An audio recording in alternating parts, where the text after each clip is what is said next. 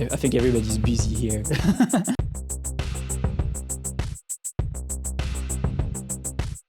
So my name is Benjamin Borie. I come from a background of nanoscience and physics.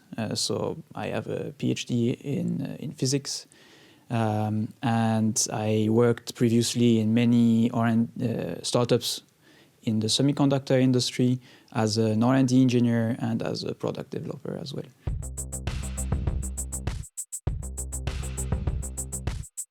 My role is being the applications team lead, which basically means that I manages the different application engineers. I tend to devise strategies and roadmaps for the applications that we are going to develop at the company, and I also help with commercialization of a pilot study, for example.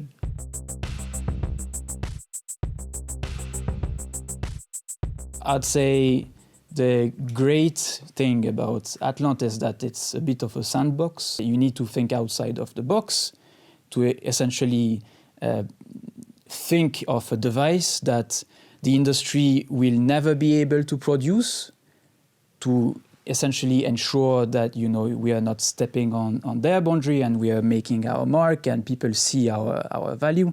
And this is what's amazing for me, like coming from a background of research, essentially, like you can have your own ideas and, you know, just create them. And what's nice as well with the nanofabricator is that it's super simple to just, you know, design, make a quick simulation, let's say, and then suddenly in a couple of hours you can have your design in reality and test it. And so let's say for leading the applications team, I would say I like to, work with people and help them grow in a role. So that's really what I appreciate here. I work with scientists as well, which is, you know, it's kind of a special way in management because you tend to manage people that know more than you do, which is a bit complex at times, but I think it's great in a sense. It means I tend to just oversee the management and people are responsible and they know what they do. So.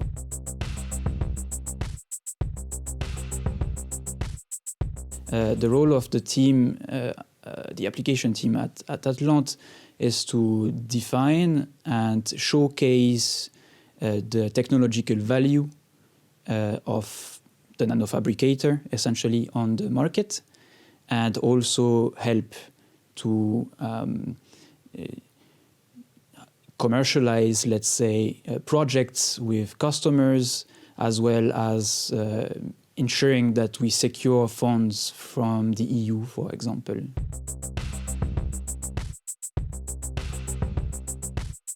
The great advantage of our technology is that we bring an application or product, even I would say, in each of those segments. So from the material creation side, we enable discovery of new materials, discovery of stacking those materials together as well. Then on the structuration side, essentially we have applications on being able to deposit on multiple of substrates, like flexible glasses or just standard semiconductor substrates. We also enable essentially structuring without lithography, which is a processing step usually used in the semiconductor industry.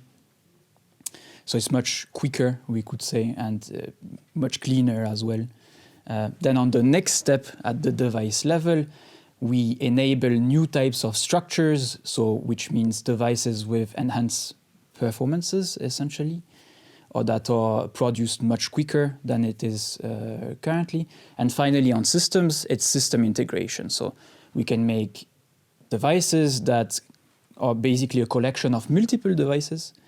And so we reduce the size and we can integrate that into an already existing system. So we can boost, you know, the final component or device.